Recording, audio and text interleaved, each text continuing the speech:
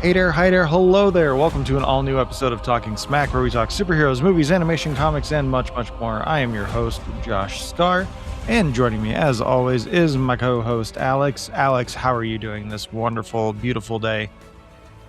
I'm doing fantastic. You know, I've reached the time in my life where I need a warlord to come over, conquer my land, and then, marry my mom, but she's undead, and then kill her and bring her back again, and then not acknowledge it at the end of the film. So in this scenario, you're going to marry your mom, who is undead? You know what?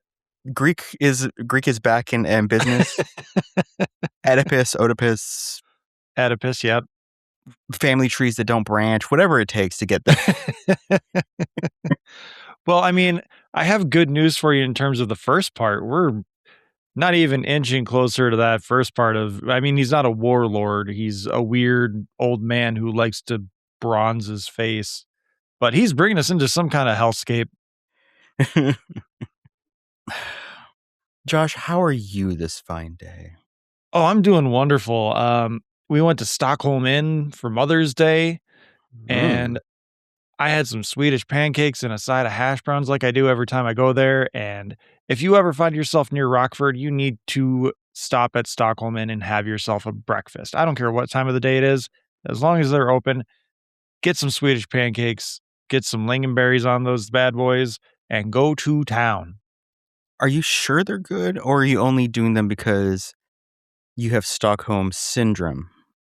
Well, I'm Norwegian, so I can't have Stockholm syndrome. I can have Oslo syndrome. But that's just us walking around going oofta. Oofta? Oh, oofta. That's the Norwegian ope. Yesterday I was at this little event here in town called Margaritas on the Mall. And so, we're hitting all the little margarita stations, and it's basically a way to stir up business and remind people, hey, support local, support, our small strip mall kind of things, the shopping centers. And I never realized how much I just immediately said, "Whoop," and "sorry" every time I'm near somebody else, because it's constantly, we're forming orderly queues. But of course, since you have to go into the business and towards the back of the store to get the margarita and the little snack they had, and, browse what kind of business it is and stuff, just constantly, oh, sorry, yep, oh, sorry, thank you. Mm-hmm. And I mean, you don't even have kids. When you have kids, my kids are already doing it. Like, it's just ingrained in us. You just go, oh, so there you go. Oh, you're okay. And you're not even running into the people. Like, it's just oh my gosh, I almost bothered you. Oop. Oh, sorry. Exactly. Yep. Mm-hmm. The near threat of an inconvenience. But I do have to get back to Stockholm real quick here because they started having those like doggy bandanas or like babushkas or whatever you want to call them that they put on dogs when they go to like the parlor. Mm-hmm. Stockholm now has some of those. Oh. So Ufta, in spelling it from the Norwegian to American English, it's UFF space DA, Ufta. Mm-hmm. They have these doggy bandanas that say Woofta. Oh, that's adorable. I love it. I saw that. I was like, oh my God, Bonnie wouldn't wear this, but I kind of want to get it just to have it. That is beyond adorable. Get it for a cat even. I don't care. My cat barks. My cat says woofta.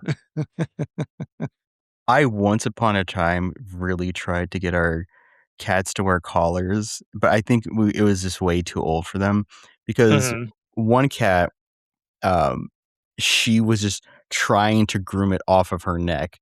And so eventually we just removed it. We're like, okay, you've been like attacking your neck for like an hour trying to, she wasn't trying to hook and pull it off. She was just like trying to groom it. The other cat, because it had a little bell on it, it spooked her. So she was slinking everywhere, like wondering why this sound is following her. And then our last cat, I just love, because she was our princess cat. She was a tortoiseshell, so she definitely had the tortitude. we put it on her. She kind of looked down at herself, looked at it, kind of turned her neck once or twice, like, and then she extended her claws, hooked it, and threw it off of herself. Because they're not like they're I think the They're oatmeal. breakaway. Yeah, the oatmeal was that promoting them. They call them like convict kitties, so they're like bright orange. So if you see Mm, them outside, they're supposed to be indoor cats. So they okay. break away really nicely, so cats don't get stuck. And just seriously flicked it. We're like, wow, that was impressive. And no, she just went boof, and we're like, you're strong. We've had 5 cats, Ricky and I have had 5 cats in our time together. One of them has sadly passed away a long time ago, like, around shortly after we started the podcast, back in Mhm, 2018, but, the first 2 took to the collar, no problem, because we got them as kittens. They were, born in my sister's garage, and we just were like, "We're taking these 2," and, my sister was like, "Go for it." And they had no problem with the collar, and then we got our next 2, we got our next one, like, a year and a half later, mhm. and she wanted nothing to do with the collar. Oh, She would try to, like, bite it off and get her jaw stuck, so we're just like, "Okay, she's not wearing the collar." And then we got our 4th cat. He he was fine with the collar, but then one day it just disappeared, and we forgot to buy him a new one. So oh, he just never got another collar. And now we've got our orange tabby, and he has no problem with it. We put it on him. He got it caught like twice. The first couple times he tried like cleaning himself with it, and ever since then he's fine. Like he's a really he's a pretty stereotypical orange tabby where he's really fucking stupid, yeah. but he's also really smart at certain points. So like it's a really strange dynamic, but he does those things where just like his brain cell triggers or his synapses fire for like the split second of the day, and he just like bounces around on his legs like, "Oh my god, what's happening?" You gotta love that. Orange tabbies are amazing pets to have if you can ever have them because they are so dumb but so amazing at the same time. It's just their love of lasagna just gives them that desire to just Love be of wacky. lasagnas, hatred of Mondays, their internal monologue being that of Chris Pratt. Exactly. You either get the Lorenzo Music orange cat or you get the Chris Pratt cat. Neither one is extraordinarily great, but you pray for the Lorenzo Music. Oh, Lorenzo Music was fantastic. Oh, like, I was a huge Garfield fan growing up, and so I was at the right age when Garfield and Friends was on, and I love that Garfield was I think they were called Garfield Quickies or Garfield Shorts that they would put as, like, little tie together episodes right at the end, like, between, we get to Happy Farms? Something like that. Yeah, it's the Yeah. Farmyard Friends or something like that. Yeah, and then, like, the little teaser right before the end of, the credits rolled, and I was always like, "I recognize that one. That was a Sunday comic from 2 years ago. That was a Sunday." I remember watching Garfield and Friends before I ever started seeing like I would read the Sunday funnies all the time, but I just never like connected the dots that were translating some of those into the animated shows. And then I Mhm, bought, like, collections of Garfield comics or, yeah, through, like, the book fair and stuff at school, and when they finally came out on or not Blu-ray, I bought the DVD sets, when the book Garfield and Friends came out on DVD, I started recognizing I'm like, "Oh, they just straight up adapted that from, from the comics." yeah, we thought that was awesome. I also learned the word sarcasm from Peanuts because I read those strips as well from, my school library. They had collections of Peanuts comics. And then I remember watching the Peanuts one day because, like, they had the Peanuts animated series on TV, but it was always on, like, while we were at school, and I just remember Uh-huh. one day being homesick from school, and Peppermint Patty has this whole thing where she, like, ran away from home for a set of strips, and she's sleeping in Snoopy's doghouse, and Charlie Brown finally goes to her one day and says, "Hey, your dad's here, and, he's ready to bring you home." She's like, "Nope, I'm used to living here, looking up at the stars. I'm not going home." And Charlie Brown goes, "Okay, I'll tell him." And she starts running after him and she says, "That was sarcasm, Chuck." But I had no idea how to pronounce that in my head. And then when I saw it in the series, I was like, "Oh, sarcasm. Okay, I like that word." And it became my thus your entire personality forever. exactly.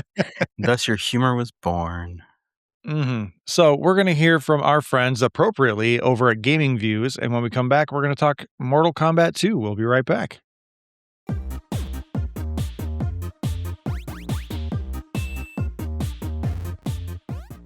Welcome to the trailer for Gaming Views. Think of it as the demo level before the real action kicks off. We're Dan, and every week we're bringing hot takes, breaking news, deep dives, and everything gaming related. From the biggest headlines to retro classics, hardware breakdowns, and inside scoops on developers, we cover it all. So level up your gaming knowledge, subscribe to Gaming Views wherever you get your podcasts, and don't miss out.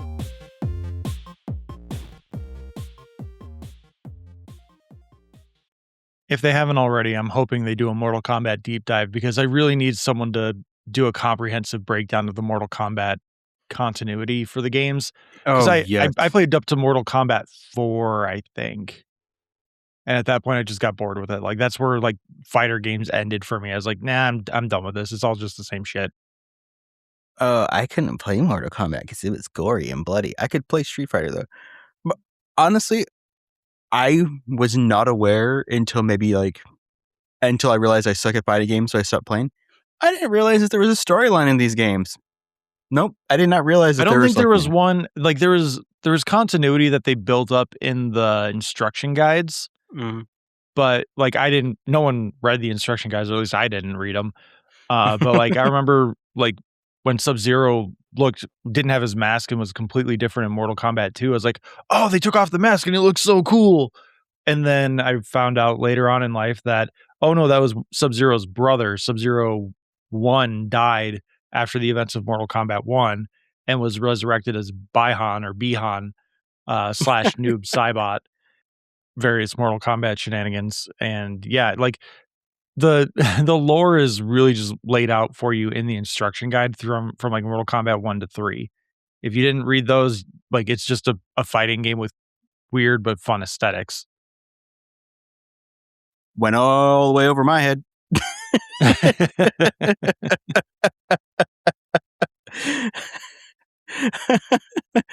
Like the most lore I know is probably Soulcalibur, because I had a friend who had a Dreamcast and just would play Soulcalibur because that was like their favorite game. Then I remember playing Soulcalibur 3, 4. I know I have whatever the most two recent ones are because they only release one like every 10 years. And so I'm vaguely aware of the lore because they make you play through it to actually unlock characters and build the game.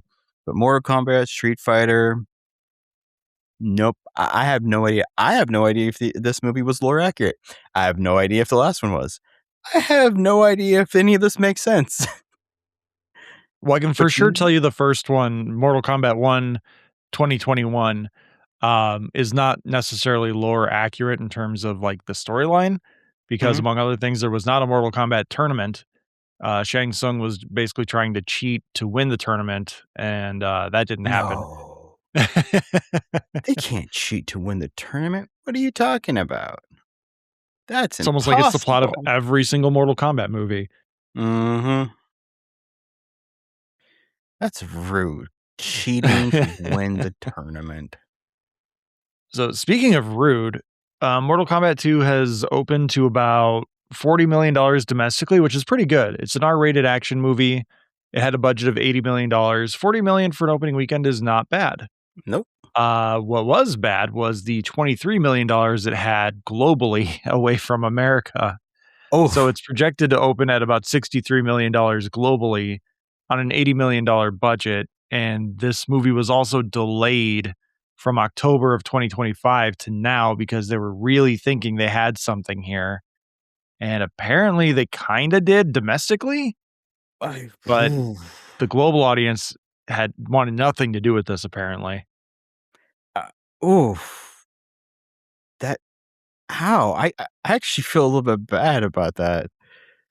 Like, has a Mortal Kombat movie ever done well? Like, I know the first one made some okay one. I mean, the first one was made on a budget of like $10 in bubblegum. Oh, yeah, and they made that back eventually.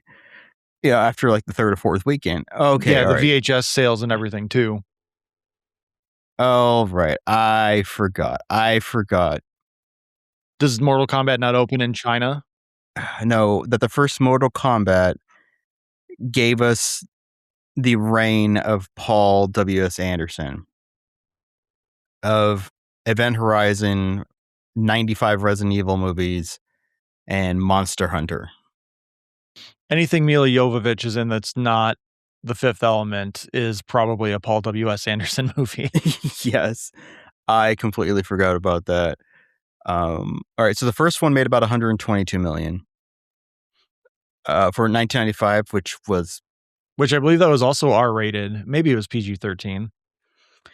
and then the second one, which came out 2 years later, was not directed by him, was only made 50 million, and was directed by John R. Linetti, who did such notable movies as Mortal Kombat Annihilation, Butterfly Effect 2, Oh, then took 8 years off and did Annabelle. interesting. One of those reclamation projects, like the guy that ended up writing Chernobyl after writing the like 5 scary movie sequels after the 2 good ones. And the Hangover sequels. You know, honestly, I forgot the Hangover movies exist. I know those were a big thing for a long while, or at least for the like 6 years that they produced those. I remember really enjoying the first one, but I never went back to it. It was one of those things where it's just like, I don't like things where everyone in the movie is an asshole. Yeah, And no, like people even don't Zach know Galifianakis, who is like the buffoon of the group, he's creepy, and they like make points of to be like, oh, by the way, he's a sex offender because he's not allowed near schools. Like, that. okay, but it's funny because he's wearing a baby with sunglasses.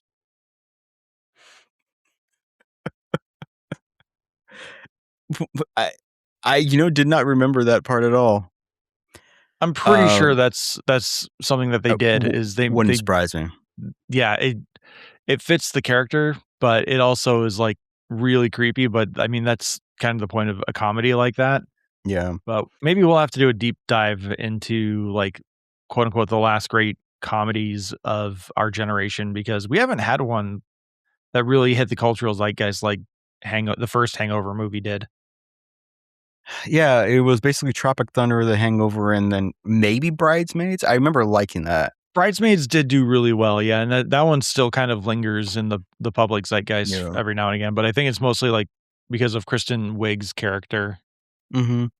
Well, I will never forget. I just laughing my ass off, and my wife just rolling with laughter when was it Maya Rudolph's character? All of a sudden, like whatever they're eating hits her, and she's like running through the streets with her dress, and then she just has realized she's never going to make it to the bathroom, and just kind of like gives up and like sits down. I mean,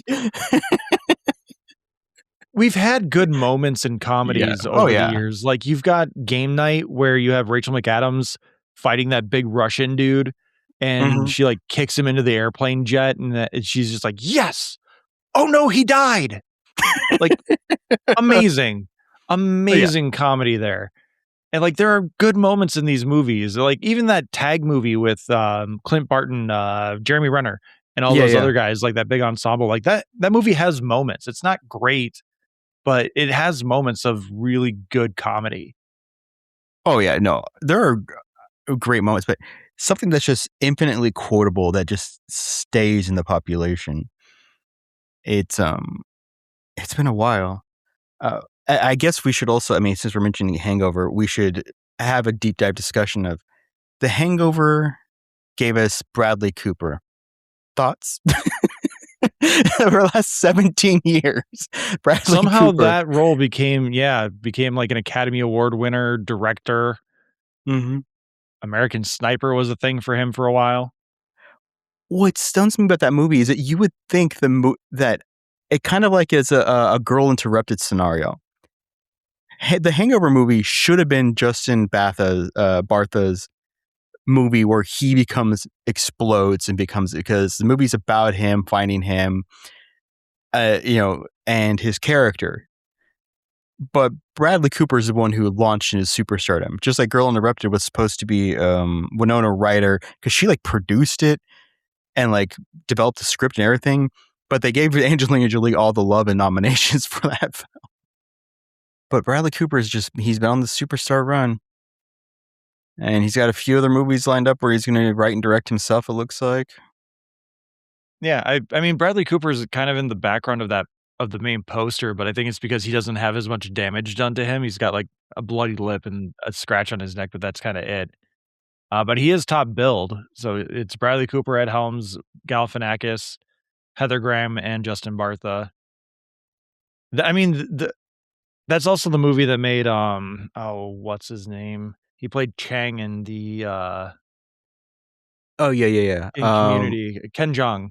Yeah, Like that's Ken Jeong's coming out party for Hollywood right there. Oh yeah, and he has not relinquished any of that. He is just living it up from that role, releasing his comic specials. He's got like 95 seasons of the voice now. Oh yeah, that's right. Yeah, he's been in every season of Community. He'll probably be in the movie. He was also in K-pop Demon Hunters. He was Bobby. Yes, he was. So we're supposed to be talking about Mortal Kombat 2. We got distracted. Yeah, we went from talking about the box office into this. So Alex, let's start with the number one question. Did you like the movie? Yeah, I had fun. I was one of like 4 people in the audience when I saw it. I had fun. It was a good time. I realize I'm just gonna have to just shut any critical thinking of my brain going on and just enjoy what's happening for me. Like, I remember watching the first one back in 2021 when because it came out day and day release on streaming.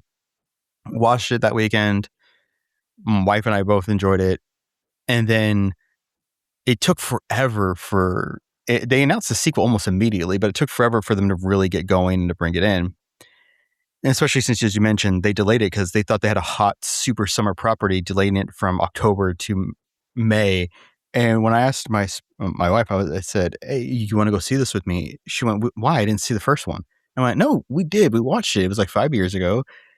I had to like prompt her with specific, not story beats, but like, remember they were in the cave and the Scorpion and this thing, and Scorpion was like the main guy, and she was like, "Oh, yeah, I'll wait." And when I got home, she said, "Okay, so how was it?" And I was like, "Oh yeah, it was pretty good," and this and that. And she went, "Oh, so should I go see it?" And I went, "You can wait." What about you? Did you enjoy it? I don't know if I would say enjoy. I legitimately don't know. I think it's fine.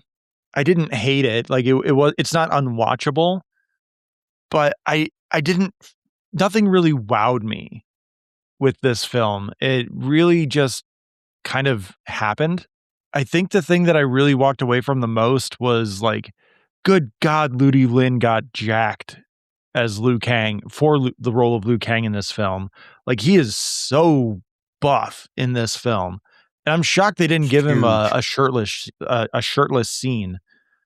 But that also kind of like distracted me because Liu Kang is supposed to be like a Bruce Lee type. He's supposed to be just that really lithe, buff, like 0% body fat kind of guy. It's Ludi Lin's body. He can do whatever the hell he wants to it. But the amount of like veins popping on his arms and just how big he was, I was like, that's not Liu Kang. Like, he looked like Liu Kang before, and I think he looks good for this role that they're doing for this film. But like, Liu Kang to me has always been like a tinier guy, like Bruce Lee, that just is going to wear you out with attrition. He's not going to just brute force you.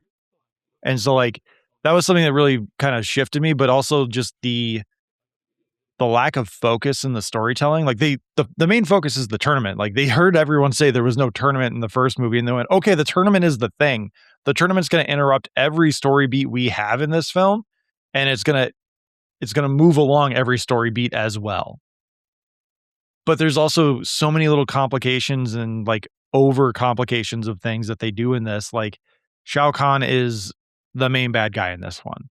He leads the Outworld army or the Outworld team for the tournament. And in the middle of the movie, they're like, by the way, there's an amulet that he can like steal the life force of a god and it'll make him immortal. It'll make him invincible and he'll win. And everything we've seen so far, he's had his throat slit like 4 times in the first fight we see, where they like beat up Worf, but they use someone we have no idea who the hell they are, so we don't understand that it's supposed to be a beat up Worf. And so when Shao Kahn wins, it's like, yeah, we kind of knew that because we know he's the bad guy. So like, what the hell's the point of this? But the point is because Katana is Gamora, and they're doing the Gamora storyline with this as well, but they're only going to do like the big beats of it. They're not going to do anything that's remotely close to storytelling. And I think that was the big part of the problem for me with this movie, is there's no intent to tell a story here. It's just, the beats, you want to see the fights, we're going to get to the fights. And we will just have little plot beats here and there to just kind of make it seem like there is some kind of story. I was kind of confused as to why he has this desire, Shao Kahn has this desire for immortality, because the first fight scene, it looks like he's defeated because like he gets like a blade up into the shoulder and he goes to his knees, but then he stands right up and finishes beating the hell out of the guy. And then that was the 10th tournament, 10 wins in a row, so he takes over that realm as well, ruling his own. And then the big story beat of this one is that Raiden is finishing looking for all the fighters he needs for the next tournament, because this will be Earth's 10th loss in a row as well to Shao Kahn. Well, like, why do you need to beef up a little bit, buddy? You're doing great. I believe in you. You're like 7'10" and 88,000% muscle mass. And why do you need this? I don't know. I don't understand. Because we need to Professor X Raiden, because Raiden just causes too many problems, even though the rules of the fight are established. Like that's where I'm saying it's overcomplicated, because Shao Kahn is a big enough threat on his own. Like it's not even like Thanos getting the Infinity Stones, because the Infinity Stones get Thanos to his goal. Shao Kahn could get to his goal without the amulet. The only thing is the amulet also apparently will make him immortal, which maybe was a story beat that they thought they needed to throw in there, because Katana says something about that at the end of the film, but it's never mentioned prior. And so like, it doesn't matter. It's just a MacGuffin to make sure that there are some action beats in between the tournament fights. In many ways, that doesn't bother me at all. No, and like, I know I'm complaining about it, but it does do something to at least make sure the action continues, because the main focus of this film is the action and the fighting. Although the fight choreography, although good when they take a minute to actually do something, I really wish they would do some John Wick style stuff where it is longer shots. I don't think there's a shot longer than 4 or 5 moves in any single cut. No. And that I was like trying to watch for that, but at a certain point I was just like, okay, they're not trying to show off any of this fight choreography. They're just cutting to it so they can make a close-up shot so they can do something to reference the games. Which I enjoyed that part, but like I said, I enjoyed it. Like when it comes down to Raiden, it's a must-see for me. It's just fun. The story makes really no sense. I'm not sure why Carl Urban is in this, other than, you know what? We needed to bring Johnny Cage into it. And Jean-Claude Van Damme is a little too old for the role. Yeah. And I had fun with his character, other than I wasn't sure why he was there. He's there because he was in the video games. That's true. There's no romantic tension between himself and Sonya Blade, which I'm mostly okay with, because again, he's supposed to be like 56 years old, 50, maybe even close to 60. And Sonya Blade looks like Kristen Bell back in like her Veronica Mars days. If you actually look at his ID when he shows it about something, no, he's watching a YouTube clip of one of his fighting tournaments when he was 16. And so he's like 58. Yeah, and he was 16 in 1985. That was the clip, was 1985. Which I'm not sure why they needed him that young, because they already did a flashback to like the mid 90s. And I'm sorry, that mid 90s action flick of like Cage Unleashed or what, or Cage and those other ones, Cage Fury. Those are not 90s action films. Those are late 80s, early 90s action films. Those are Jean-Claude Van Damme. Like that wasn't even Kickboxer or Bloodsport Van Damme. I was having fun with how terrible the choreography was. I really wish they would have done like just poked a little bit of fun at Van Damme in Street Fighter. Like have him be like the lead martial artist in a video game adaptation from the 90s. I think that would have been really funny, because that would have been great. You're being a little meta with Mortal Kombat, but also you're being like, hey Van Damme, we know this is supposed to be you, but we're also going to have a little bit of fun and poke the bear of Street Fighter coming down the line this year. Yeah, that would have been great. Oh, I want to talk about Ludi Lin really quick. I think his Liu Kang is really good. I think he's just not given a lot to do, because for whatever reason, the studio executives or the screenwriters are like, well, Liu Kang was the lead of the very first 1995 Mortal Kombat movie. Audiences don't care about him. So let's make anyone else the lead, but we'll just continue to acknowledge that Liu Kang is like the best fighter on the team, but he's just not the lead for whatever reason. Ludi Lin, I think his fight choreography, again, he is jacked. He put in a lot of work, maybe quote unquote work, allegedly, to look the way he did for this film. I really wish he would get a lot more work. Everyone other than whoever, I forget his name, the Stranger Things kid that was Jason in the Power Rangers movie from 2017. Yeah. Like all the other 4 Rangers, they all deserve so much more. Like Ludi Lin has been good in these Mortal Kombat movies. I think he needs to do more. Naomi Scott is obviously doing a lot of really good things. She was in Smile 2. She was in what I thought was a pretty good Charlie's Angels movie. But I guess I'm wrong in that sense. Becky G is a musical artist, apparently fairly successful. But I thought she did really well in that film. RJ Kyler, who I think he was the best part of that movie, the 2017 Power Rangers movie. He also he was the best part of that that Netflix Western that they did with Idris Elba. I forget what that one was called. I think RJ Kyler kind of stole the show with that movie as well, which that's saying something given that he's in a film with Idris Elba. All 4 of those guys, all 4 of those actors should be bigger than they are, I think. Yeah. And especially RJ Kyler. I think he's got it. I don't know why Hollywood isn't doing anything with it. But Ludi Lin, I think, is another guy who, if Hollywood decides to stop being racist against Asians for like 5 fucking seconds, he could be another really good actor somewhere in Hollywood. Josh, I think we need to talk about the person who really, out of that 2017 Power Rangers, really needs the boost. The Krispy Kreme donut? Elizabeth Banks. She sold that donut. She was in a completely different movie. and you know what? That movie was great. We might have to do a commentary for that one, although that is over 2 hours, and I think I want to cap it at like just under 2 hours for our movie commentaries. We're going full bore. All right. Well, next year for 10 years of Power Rangers 2017, we'll do a commentary. It'll be our New Year's episode. Hell yeah! Oh, I missed that movie. I enjoyed that. Other than Kimberly's horrible plot, that was a good movie. Yeah, that was some 50-year-old screenwriter being like, I've heard kids talk about revenge porn. Is that good? No. Okay, cool. Let's make Kimberly do revenge porn. We're supposed to be talking about Mortal Kombat 2. Sorry. Oh, okay. Mortal Kombat 2, speaking of which, until Scorpion Hanzo shows back up, I did not realize how much this movie missed him.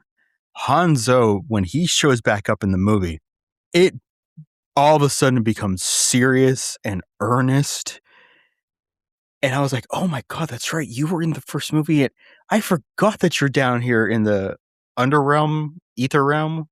NetherRealm, like the NetherRealm, yeah. studio that makes the Mortal Kombat games. Yeah, you're down here in the NetherRealm. Chicago-based, baby. Yeah, I was like, man, we needed you. And you're back to being pissed off of Sub-Zero? Hell yeah. I am back on board with this movie. I totally forgot that was a subplot. Like I remember seeing it in the trailers and like remember Scorpion was like gonna show up at some point. But for the most part, I was just like, I was having enough fun that I didn't even think like, man, this movie really needs Scorpion. But then he showed up and was like, oh hell yeah, now it's getting real. Wondering, like, I'm like, where the hell is Scorpion? Like, I didn't the trailer. I swear the Isn't trailer he had the lead from Shogun? I forget his Maybe? name. I really should watch Shogun. You really should. It's good. So I guess my question for you is, they switched from Cole Young and Liu Kang being basically the leads of the movies to make Carl Urban, Johnny Cage, the reluctant lead of the movie. Did that work for you? I mean, I figured that was the case given the trailers, but I mean, Yeah. he's not even really the lead. Like he's kind of the point POV character, but it's still kind of really unbalanced as to like who the narrative is truly following. And then in the final like 10 minutes of the film, they're like, oh, by the way, Katana's been the main character the whole time. What? No. Yeah, because she's Gamora. So she was the lead she the stands whole up to her time? adoptive father and goes, hey, by the way, I'm betraying you. And apparently the Elder Gods are like, that's right. Earth gets 6 fighters and you guys get 4, even though we said it was 5-on-5. that part. Talk about cheating. I was just staring at the screen going, okay, I need some major questions answered about who the heck the god is for this. I have no clue who's in the lead anymore. Like, what gods are in charge of this? I thought Raiden was one of the gods. Is he? Who's making these Raiden rules? is one of the Elder Gods. Yeah, like he's kind of the Metronon. Is that Alan Rickman's character in Dogma? Yeah, he's kind of like the Metronon of the Elder Gods, where he's just like, hey, we don't want the bad guys to win, but the bad guys keep winning. So I'm here to kind of be the representative of the Elder Gods. Yeah, no, I got that. I was just like, okay. I think it's it's not a broken movie. It's not a bad movie. No. I just think it's Mortal Kombat. You can't really be like, oh, the narrative. Where was the narrative? And that's kind of what I'm being like. So I apologize for being a hypocrite right now. I think it's fine. It was fun, stupid, and I think for $80 million, you get your money's worth.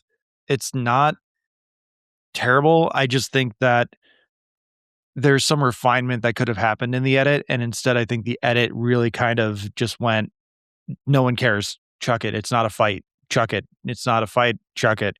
There's no one throwing fists or making one-liners from the video games. Chuck it.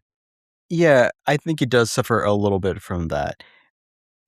It suffers a little bit from the inability to have everyone as committed to the role as possible, because some of the people are much better fighters than others. And I think that suffers a little bit when they're trying to play up how absurd things are. When you have some people who are obviously very focused, very dedicated to the stunt work and the choreography, and others who aren't, that can make the fight seem a little very one-sided, especially when it start chopping down the edits. Because like the fight between Liu Kang and Liu Kang and Kung Lao, yeah. I thought that was, they did it well. I do like how they basically do the fighting tournaments, that they basically pick a set for them to be in, like you're teleported to this random location, which I do love, that the location has like barriers so you can't like run away very far. You're stuck in that one where they're in some kind of astral realm on like a collection of like 2 bridges in an intersection, was fun to look at. You could tell they were there most of the fight. They were hanging. I thought that one was one of the best choreographed ones, and also the best camera direction, because you always knew where that spinning blade hat was and what it was doing and how it was going to interact with them. And then you had other ones where I was like, I'm not really buying Karl Urban and Katana's fight, which I understand part of it was he was supposed to be selling, I really don't want to fight because I don't know why I'm here and what's going on and am I supposed to beat up a girl? And Katana is also like she's supposed to win, but she's also subterfuging the outworld invasion of Earth. So she's like not giving it her all, which is why she's constantly like toying with him. Why her fans are not making contact with him. Right, but I didn't really buy it in that moment. I felt something was off. Like, I don't know if maybe it's because the decision to put Johnny Cage in jeans is super restrictive to move body movements because he can't lift his leg like to his waist 90% of the time. Or if that's maybe, I mean, bless him. He is 50 something years old. I mean, even in The Boys, Butcher doesn't do a whole lot this season. I want to come back to Liu Kang versus Kung Lao. I really liked the decision to have Johnny Cage lose immediately. Yes. And then his entire arc is about assisting the other people through the tournament and like doing what he can to make sure they survive and get to their next point. I really like that instead of it because that was probably my biggest concern going into the movie is, oh, well, if Johnny Cage is coming in and he's the new guy and they're bringing in Karl Urban and they're making a big point of this, like it seems like they're undercutting everyone else to have this new guy who doesn't want to be there become the champion or save the Earth realm for whatever reason. And like he does to a certain degree, but it's through his tenacity and through his determination as a non-participant that he helps them win. And I like that a lot. You know what? I actually can completely agree with that because that also was a point that stuck with me. That was when you have Karl Urban join, who I would say arguably is the most famous cast member here. What is he bringing to the table? He is a bit of an outsized personality. Like when he's not doing his fight stuff, he is a very charismatic person. There's so many little touches of this movie that I actually really enjoyed. Like when Karl Urban loses his match and he's there like bobbing for a second, I was like, what the hell is this? And then Shang Chao screams, finish him. And I was like, oh, he's bobbing. He's doing the thing so you can hit your combo in the right spacing to do your finisher. Yeah. I like that. I actually really respect when Johnny Cage finally gets on board to be the fighter and assist him. And it doesn't happen until basically they come up with the plan.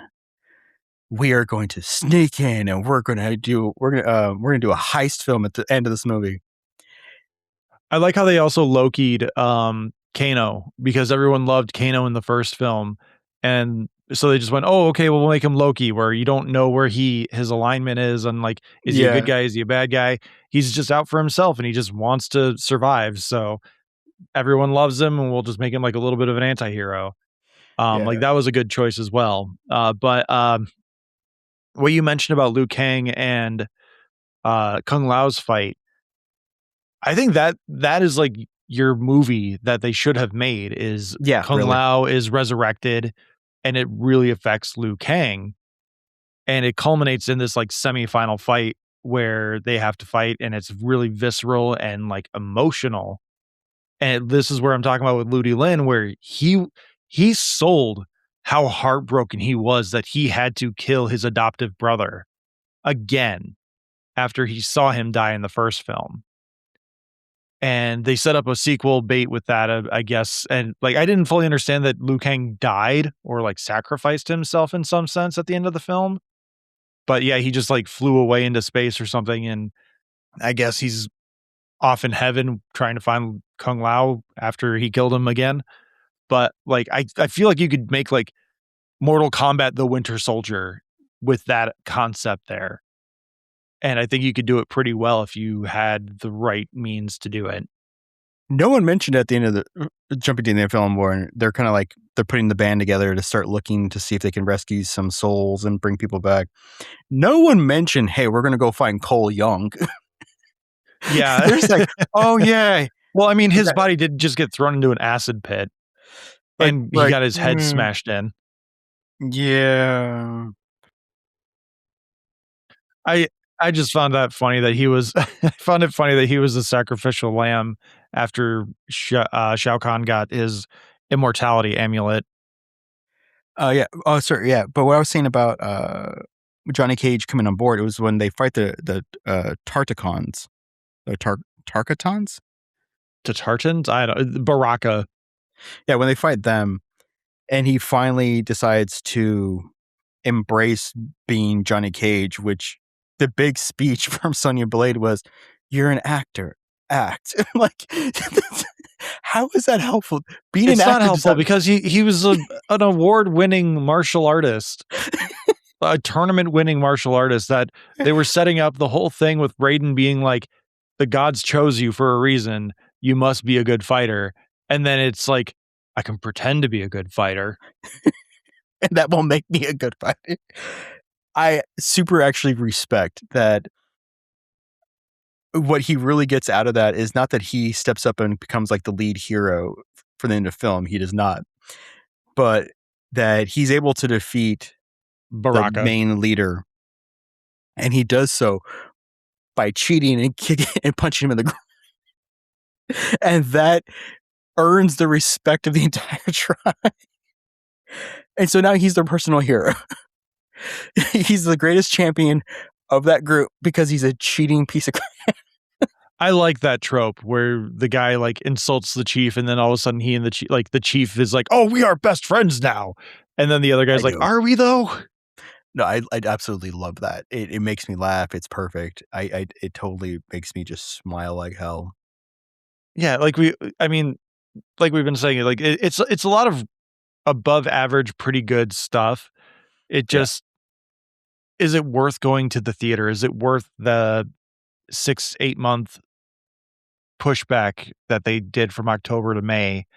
Like, I think this would have done pretty well in October as like Yes. a counter programming to the scary movie Halloween stuff. And I think putting it a week ahead of or 2 weeks ahead putting it on Mother's Day weekend was a choice. And also like putting it a couple weeks ahead of Mandalorian and Grogu and a week after Devil Wears Prada 2. It's a weird choice that Mm-hmm. clearly doesn't seem to be fully paying off yet. No, I feel like this is kind of a situation with that movie Red. Bruce Willis, Helen Mirren, came out like 12 years ago, where it was an off-season release. It did really well off-season. They did not expect it to. So Red Really 2, good Blu-ray sales and like TV views. and so what they did was they went, you know what? This is fantastic. Made great money. This was like I think a late October release. Sequel, we're gonna double the budget, and we're gaming this a mid-July release. And it made like a third of the money. Like it made a third less than the first one, and nothing came of it. I think that is maybe what they're looking at here. Is that it was a big streaming hit, but everyone was at home. I do like that they kept the budget fairly contained. 80 million, they can make that back by hitting 160, 200 million. And then of course, whatever it is, they're going to sell to some streaming. They are already talking about a Mortal Kombat 3 as well. Oh, I'm So fine with like that. Yeah. they might trim the budget a little bit, but I think overall this isn't a bad movie. Like we've been No. saying, and I think it is deserving of a sequel given the clear fun that everyone seems to be having with this. I just hope that whatever happens with the Paramount sale, that they don't just go like, well, this lost money. We're going to just eat the cost of whatever pre-production we've already started on Mortal Kombat 3 and we're just going to shelf this thing. Yeah, I don't think they should do that. I really think that they need to focus on just keeping the budget down and just focusing on making another decent movie. It's not going to win any Academy Awards, assumingly, but like I said, and I thought that the fan service moments were like they go to the fight tournament and it's in a game specific setting. I thought that was great. I enjoyed some of the bizarre finishing moves, because that's really all I know about the Mortal Kombat games these days is when they announce a new one or they do the demo reel of whatever character they add in, like Freddy Krueger or Homelander or whoever. They always give you like a good 3-4 minute demo of how they fight, and of course the like 6 different finishers they have specifically for them. And yeah, we got some nice finishers and stuff. I think the cast is dynamic enough.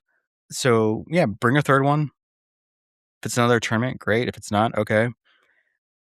But yeah, the movie is, like I said, the plot is the plot. The most bizarre part to me was, I was joking out with you when we first started, was the mom is apparently dead.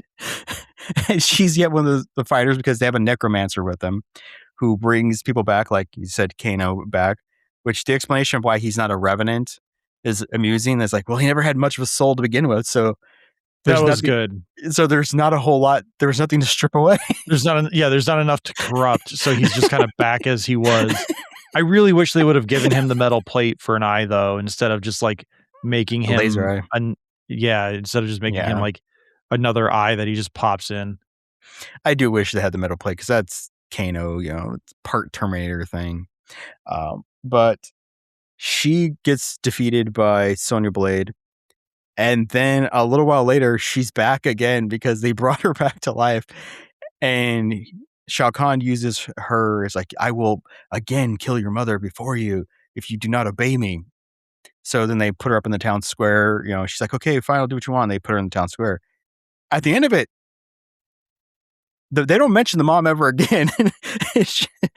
Katana's just disappears at some point. Katana's ruling the kingdom. Jade is sitting in her mom's seat. I'm like, so is the mom like dead again? Because they've captured the necromancer. They're going to use him for reasons. The good guys have captured him. So did they quietly put the mom back to sleep? Oh no. These are the off-camera questions I always want to have answers to. I would be sitting in that writer's room, or producer's room, whatever. They're looking at the dailies, and I would be like, guys, I know it. And what would Ryan George happen? So what happened to the mom? Off screen. Well, I mean, my big question at the end of the film was, I guess, if the Outworld champion loses, they just lose everything. So as long as the winning streak continues, they just continue to build and build and build, but they lose once and they lose all of it. That was kind of strange to me, where Arid or Indira, whatever Katana's realm was called, they're just like, oh, we're free. Are you?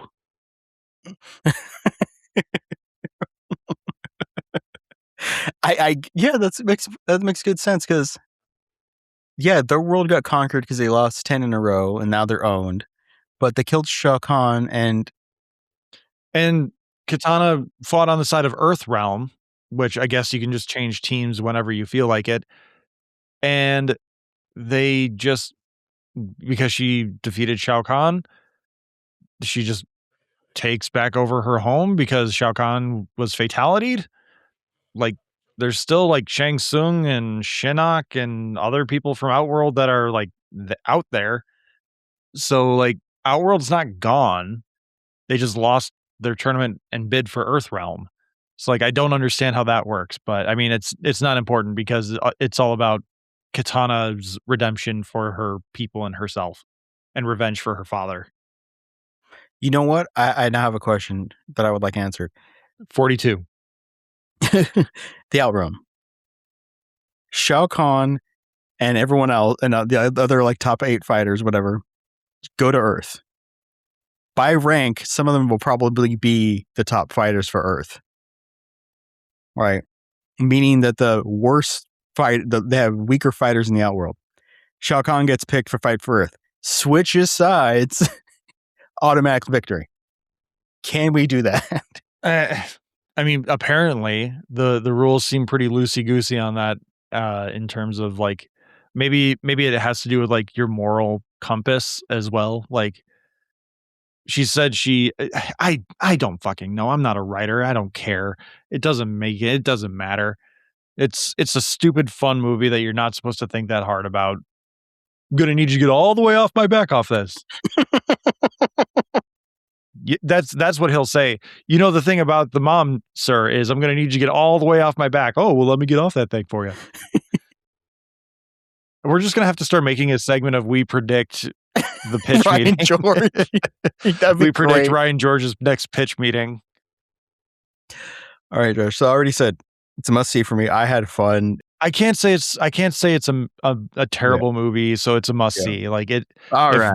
If we're going into our extremist one side or the other discussion, like I can't say it's a miss because it's fine. It has fun moments. If you have any nostalgia for like Mortal Kombat 2 and maybe 4, you get a lot of stages from those two, like the one where Shao Kahn fights Cole Young.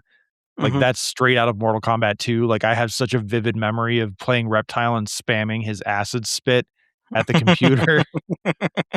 Like I loved that stage because my God, this is Reptile's home because he has acid spit and it's acid floors. I'm really hoping Street Fighter is as fun as this was, which it looks like it's going to be. But I also hope that it has a little bit more of a story. Yeah, I mean, if this movie is meant to sell video games, I've already been tempted to pick up the Mortal Kombat collection that they did, where it's like the first 4 Mortal Kombats, including like arcade editions, and then like I really want to try some of the like 3D fighter ones and just like more story based ones. I'm terrible at fighters, but I'm really curious. Like, or maybe I'll just watch a bunch of cutscenes from some YouTube compilation or something. But if you enjoy Mortal Kombat, or if you want to fill me in on the gaps of the storytelling, you can join the Discord and let us know about those sort of things. Alex, let them know more about the Discord and other things that are showing up. All right, go ahead and join our Discord. It's the links down below. It's tsmackpod@gmail.com. It's primarily where we post our news, thoughts, opinions that come through the week as things pop up. You know, things that are not as timely as Mortal Kombat 2. And we have a website that is like 42% done. It will be tsmackpod@gmail.com. It's where you'll be able to find all of our socials. tsmackpod.com. tsmackpod.com. Thank you. It's where you'll be able to find all of our socials. You'll be able to listen online or through any streaming service that you're using. And it's also where we are starting to work on some long form articles, thought pieces and stuff like that. Things that will basically just make people nuts, and or we can officially, by posting it, trademark some of our ideas. We are making a new Draft Day movie. It is going to be fantastic. It's going to be a slapstick comedy of fun. And if you want to pitch some ideas about the Draft Day sequel, you can join the Discord and let us know there. Like Alex said, there's a link in the episode description. Please follow all of our Brain Trust friends, including Gaming Views, as you heard earlier today. Links to their podcast are in the episode description as well. You can follow us on Letterboxd, Blue Sky, Facebook, YouTube. We are at Talking Smack Pod. Email us at tsmackpod@gmail.com. Thank you to Leo Allen for our musical themes, Beppel for original avatars, Retro Ale Studios for our Ricky avatar. Please like, subscribe, rate, review on your podcatcher of choice. Feel free to leave comments on YouTube, Spotify, Podbean. Thank you so much for listening. Alex, thank you for being here as always. And most importantly, what TV show should people be watching? Watch Star Trek, man. Toasty!